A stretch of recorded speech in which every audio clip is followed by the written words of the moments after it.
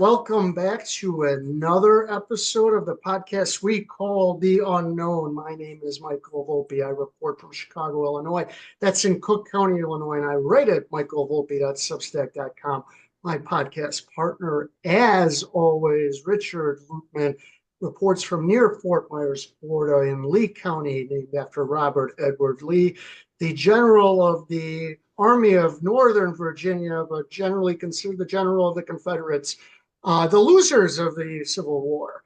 And we are back for the 33rd episode. We had all kinds of stuff. We're going to start in France. I'm going to get the article up, but unless you've been under a rock, you heard that one of the leading presidential candidates in 2027, unless they call early elections, can't run. Marie Le Pen was convicted of some dubious crimes, and they have barred her for 5 years, which, given that it's 2025, means she can't run in 2027. Have you followed the story at all? Yeah, I'm a little bit upset about this because number one, I like Marine Le Pen, and she's That's been an effective politician on the right in France. mhm. I think that she's been, and her father before her have been called Nazis for the last 40, 50 years, and I don't Mhm. think that's true.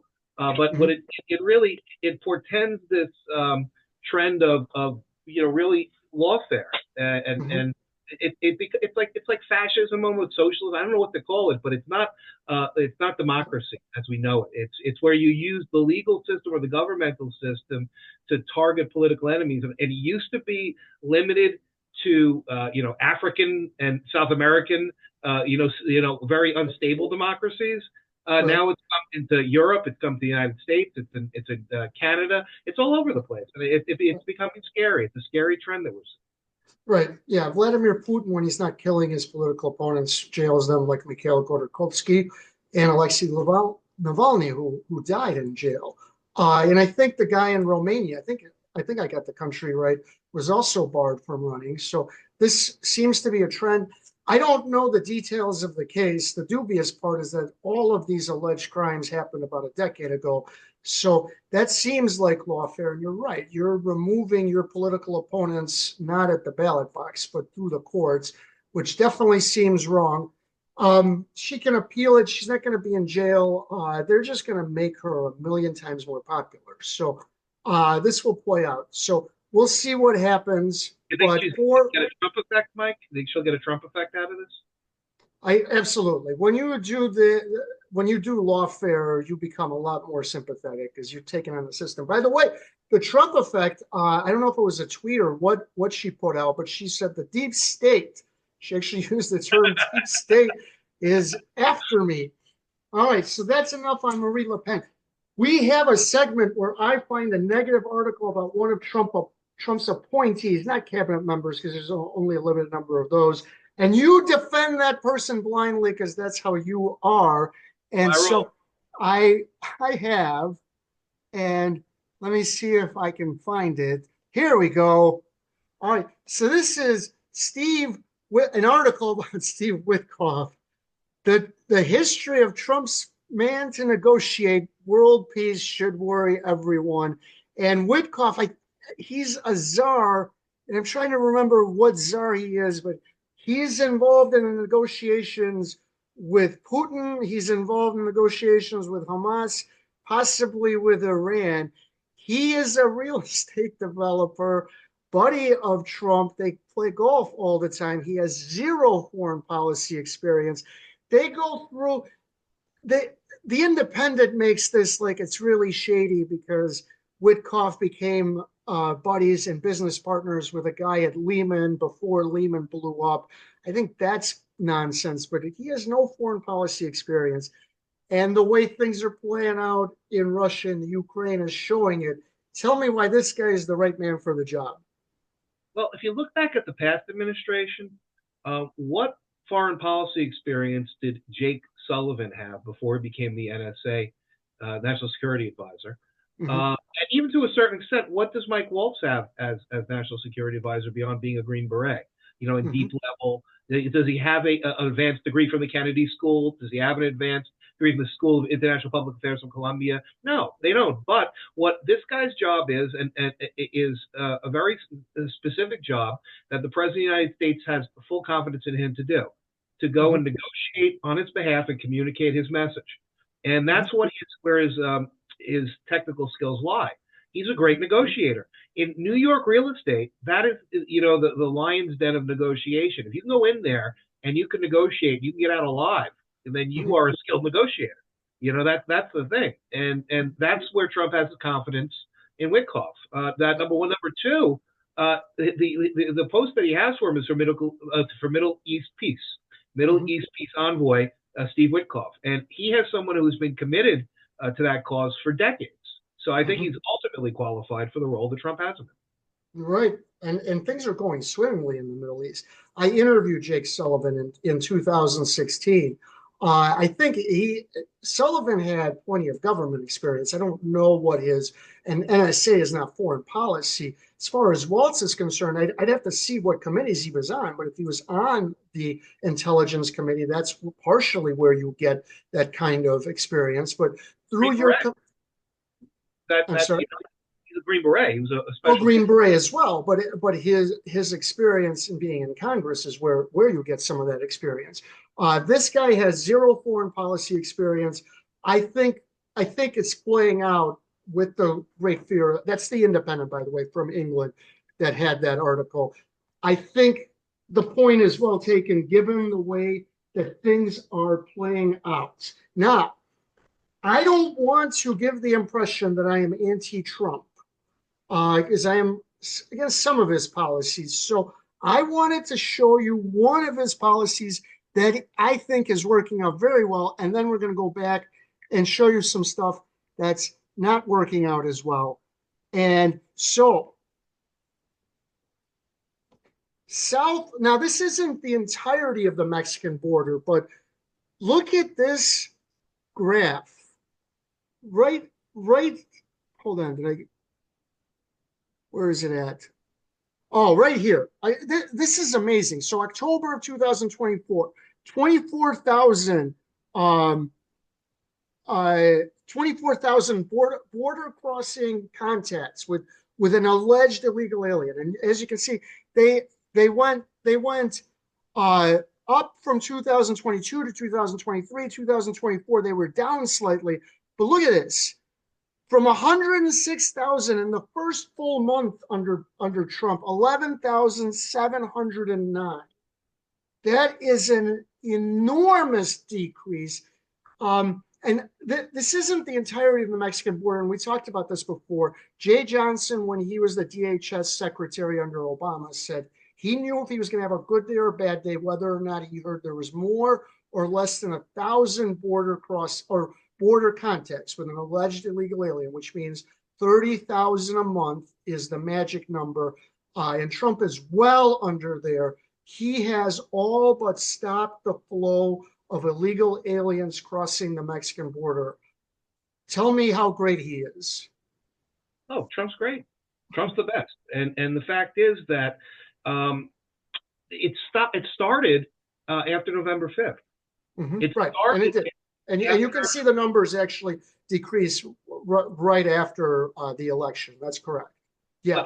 Historically, I think even Jay Johnson under Obama would have been aghast about some of the numbers under Biden. That's the thing. I think saying 1,000, if your number was 1,100 for the day, it says you take it relatively seriously. That he made that number 1,000. That if it was more than 1,000, he thought he was going to have a bad day. I think he took it relatively seriously. Certainly,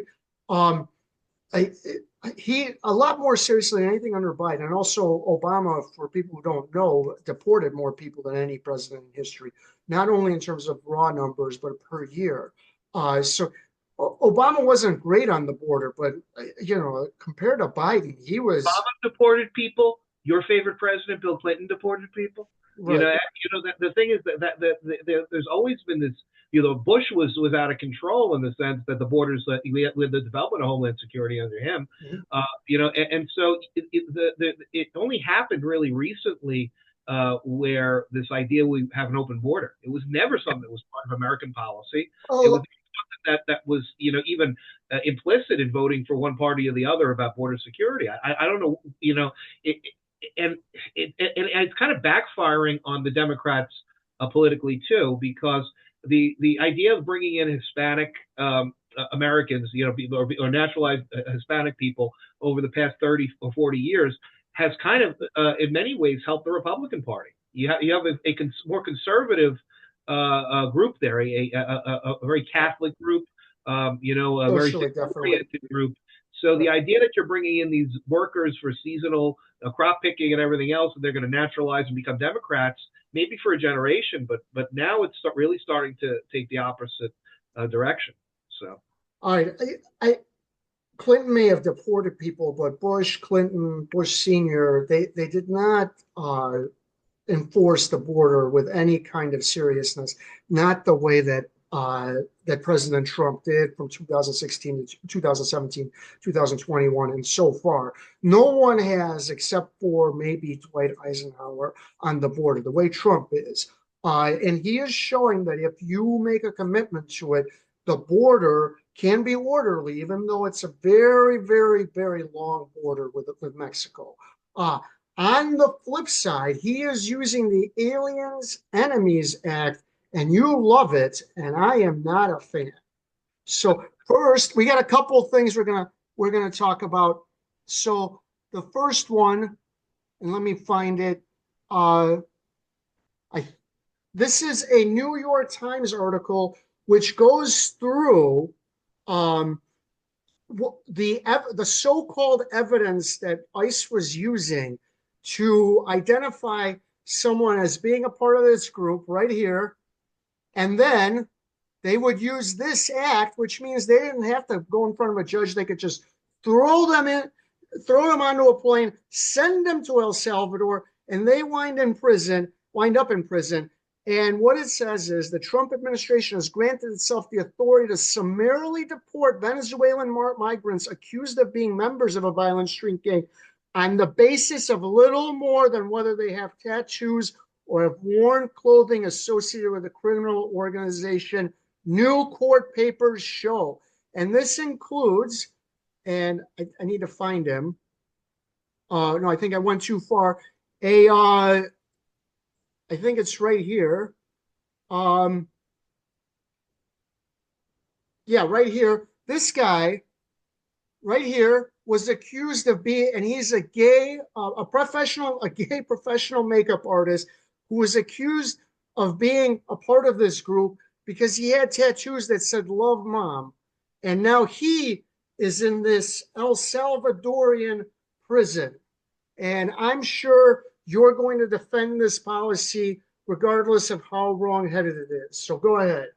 I wonder how lucrative the makeup hustle is in El Salvadorian prison in a male prison. That's number one. That's an aside.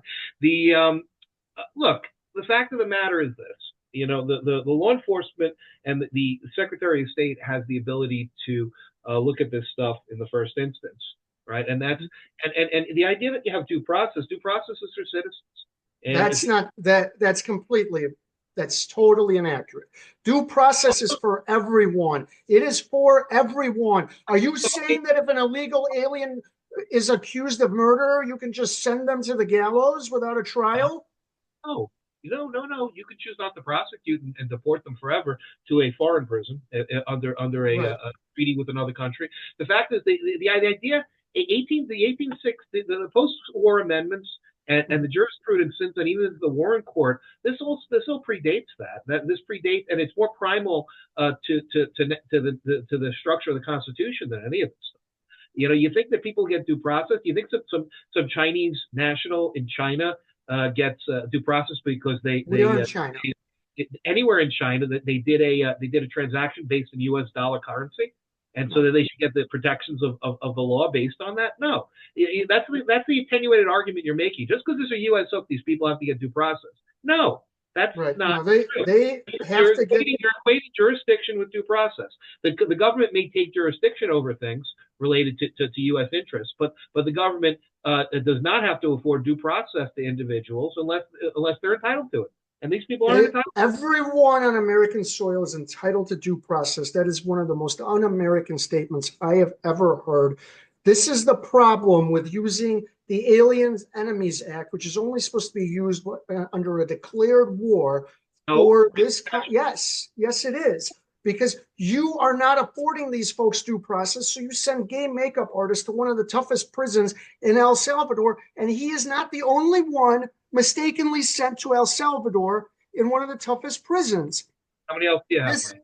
This is one of my favorite Twitter accounts. That's Damon Toel. Hopefully I pronounced his name right. He calls himself a strip mall lawyer. I think he is downplaying his legal prowess. But this is another guy they sent to the El Salvadorian prison, and this is what he said. According to the complaint filed last week, ICE admitted at his removal hearing in August 2019 that all the evidence they had about his alleged gang membership was a single interview report from a single local cop based on a single confidential informant who accused him of being involved with a gang and was active on Long Island, even though this was in Maryland. And then he presents the court papers, and they try to deport this guy once before, and they stopped it. And this is another guy who is in an El Salvadorian prison based on the word of his confidential informant. And once again, that is because he's using the Aliens Enemies Act rather than due process. So let's talk about that. Let's talk about that. You're saying that there has to be a declared war. Is that what your legal position is, Michael? Mm-hmm. Okay. What about the language in that statute that talks about a foreign incursion? What you just disregard that because it's inconvenient for your argument? What does that mean? Foreign incursion? Well, are you saying that? Are you saying that Venezuela is purposely sending these guys here to cause havoc? For years they were. For years they weren't. Or they're just coming here. Michael, we just had a segment where we just talked about the border numbers, how they were at a certain level and they went way up, and now they're down, and they went way up. And the finding was by the president and by the Secretary of State was that it was done because they were emptying their prisons, they were emptying their mental hospitals, and they were sending these people into our country as part of a foreign incursion. Those words, so they're not doing that anymore.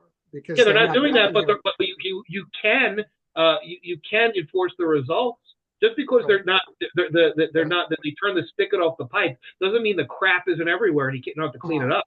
Come on. All right. He's using an act that's only meant to be used in war. Don't ignore the words of the Alien Enemies Act just because you don't like that second clause. All right.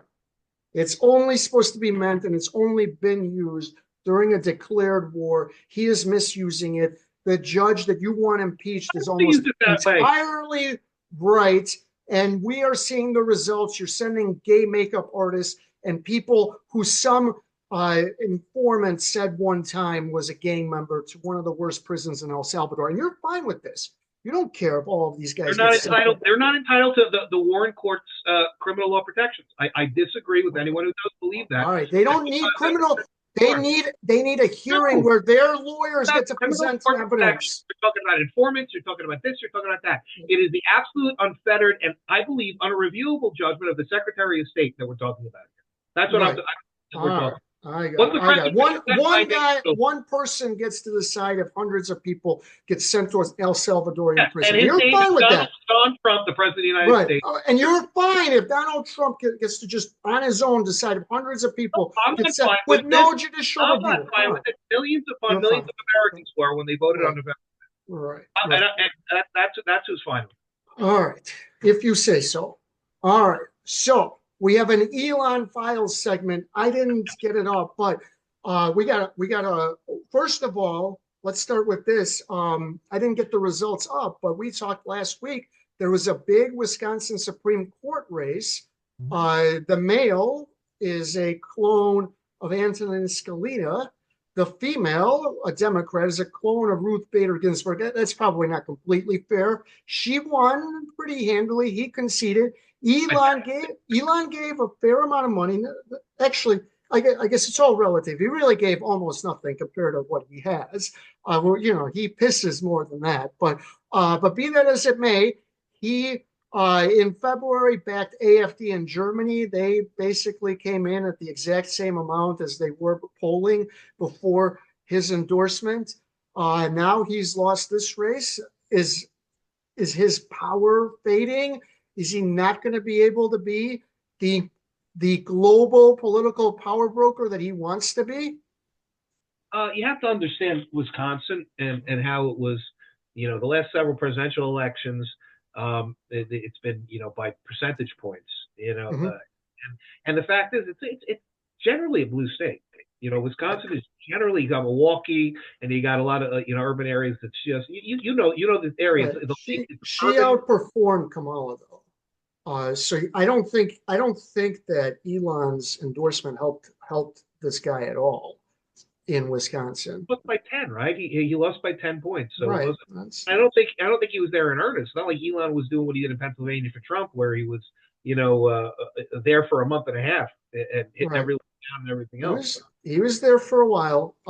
He put a lot of money in, several million. Again, that's a drop in the bucket for him. Look, you compared what he's doing to Soros, and Soros, whether you like him or not, created a brilliant strategy to put in a bunch of his clones as DAs or the equivalent of a DA, like the Cook County State's Attorney Kim Foxx, and he put a bunch of them in. And Elon is losing now. If you're gonna do this, unless you're Chuck Panici, the subject of my first book, you're gonna lose. Chuck never lost. That's why I said that. Chuck was just a brilliant campaigner and political guy, so he never lost. But so you're going to lose. But he tried to pump up AfD. They didn't really get any help from him. He tried to pump up this guy. Is he losing his cachet? And at the same time, Tesla's stock is down. Their revenue is down. They're going through problems. Is his cachet down? I don't think so. If this is anything, it's a hiccup. And frankly, we expect this hiccup though, because they were riding so high. They got with the win in November and everything else, and now it's the point where the rubber hits the road, and you have to invest yourself into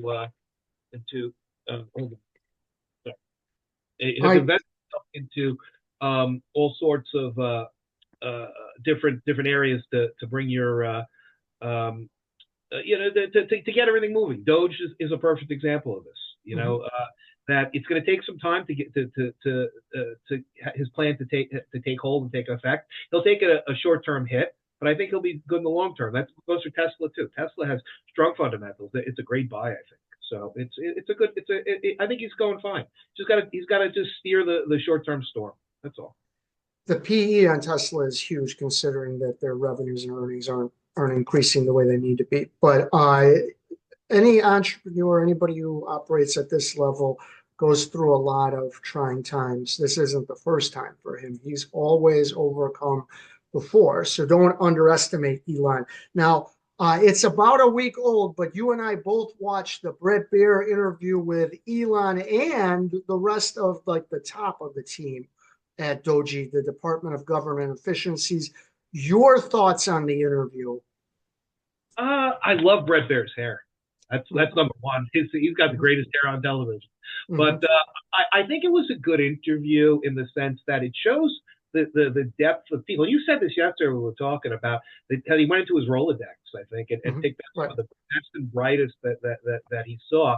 And you gotta think, you probably ask 10 people, maybe one or two say yes, because it's a thankless job. And these guys could be making untold millions doing their software programming and everything else. But they're coming in and they're doing this because they want to do this. But I said this before. I said the biggest thing that I was disappointed about with the interview is that there was no big balls. I wanted to. What do you mean by that? 20-year-old big balls, the guy who attacked the 20-year-old. I think he was an autistic guy as well. With his social media handle was big balls.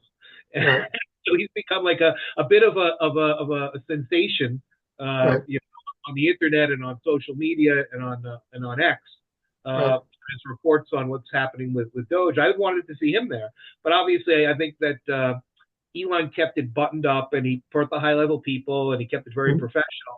And I think that he's doing a good job. It's a testament to what he's doing as an efficiency consultant. If you're a big business and you wanted an efficiency consultant and you wanted to come in to do a presentation, the Brett Baer interview, I think, was what you would have when they came to Yeah. your office and tried to present to you what's been happening over the past couple of All right. So what you meant about him going through his Rolodex is he brought in like the Silicon Valley types. These are all tech guys, engineers. One was a rocket scientist, at least a former rocket scientist, executives, COOs, CTOs, CIOs, and that's who he brought in. I like that. I think shake up the government with the private sector, but not only the private sector, but successful guys, tech guys. I like that. This was the softest softball interview I've ever seen Brett Baer do. If you're making a presentation, I agree that that is a good presentation. However, this wasn't a presentation. Brett played some of the criticisms. He didn't really criticize him. He would ask a question. They would talk for 3-4 minutes. He didn't challenge him at all. Brett is he's got a good interview style because he can confront you, but he's never confront. He's not yelling at you. He never does that. But this was I ask you a question, you go on for 5-10 minutes, however long you want, and then I ask you another question. So this wasn't, in my opinion, Brett's favorite hour or top hour, but you know he's done many interviews in his life. The part that I remember is that he said that the government would fail an audit, and he went through it because they don't have all of the appropriate mechanisms in place when they give out money. There are no checks and balances the way that a publicly traded company would need checks and balances. And so that's some of the shocking part. Some of the other stuff, he made dubious claims when he claimed that the online survey cost $1 billion. That was at the National Park Service, which has $3 billion budget. I doubt that survey took a third of the budget, and this is where Brett should have challenged. But I think he made some dubious claims. Obviously, I read one article. This was necessary because the image of them coming in with like a bulldozer and just running through the employees and chopping them up, that they needed to counter that this is not what they're doing, that it's a scalpel. And they did counter that. But, you know, to me, it was somewhat propagandist because Brett wasn't challenging any of the assertions they were making. But it was a pretty good interview. On the flip side, I was scrolling through Twitter the other day, and an episode of Maury Povich popped up. This is just amazing. Laura Loomer, one of my least favorite Twitter accounts, unlike Damon Toel, I like Damon's account. She's annoying, but gold digger and professional gaslighter Ashley St. Clair was caught on camera outside. She wasn't caught on camera. She brought the cameras outside her ritzy Manhattan condo, paid for by her sugar daddy, Elon Musk, selling her $100,000 Tesla she said was gifted to her by Elon Musk during their romantic relationship. She said she's selling it to make up for 100,000 alleged cuts to her child support from Elon. She took a jab at Elon, telling people to check the Tesla stock, adding, "I'm not the only one cleaning up after Elon's messes."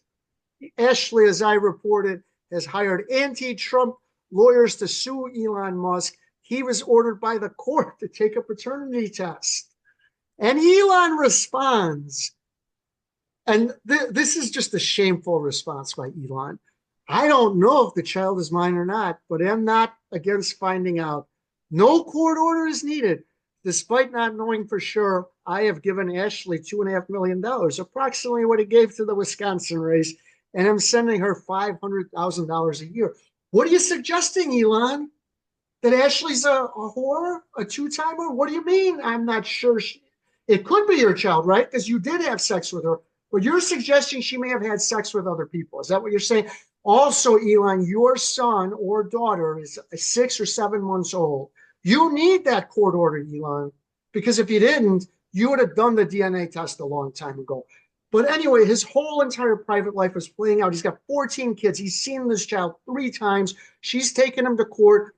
And I've gone through this process myself. Before she can get to the custody part, they have to prove that he is the father because they are unmarried. And that is why they have ordered a DNA test. And a smart guy like Elon, who I'm sure can consult with some lawyers, was probably told that. So this is not that she is demanding you take a DNA test. She is trying to set custody terms, and she can't until they prove you're the father. And that dig about, I'm not sure if I'm the father, I don't know what you're suggesting except that she's a whore. Your thoughts about Elon's private life? Do you still think he should go out and be stud? I love it. I love it. You know what? If I'm the judge, I sit there and say, Elon, I'm not even going to have you do a paternity test. You are the father. You've been spreading your seed all over the place, like you're an industrial agriculturalist. I haven't looked at it in New York, in North Carolina, where I took one. It's required. I'm assuming that the law in New York is similar because they are unmarried. So the judge cannot do that unless they're just blatantly violating the law. Oh, You have to. He's going to get a paternity test. Right. But look, this idea, I'm not against taking a paternity. No, you're against it, Elon.